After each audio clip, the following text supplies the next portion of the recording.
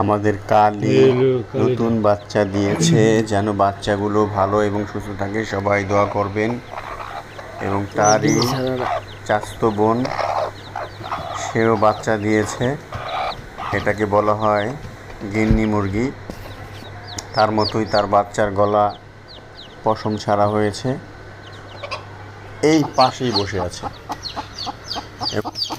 এবং সবাই দোয়া করবেন ওদের জন্য। গত বছর ওর বাচ্চা হয়েছিল, গত বছর না, এই বছরই বাচ্চা বাঁচেনি ঠান্ডার কারণে।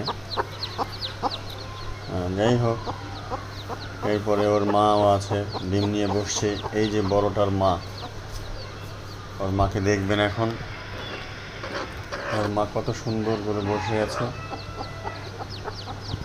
ওর মা খুবই ভালো, ওর বাচ্চা মিস হয় না, বসে আছে। আর এই যে দেখেন কালি, এর পারে না, আছে 1 বছরের মতো, পোড়া কপাইলি বাজা।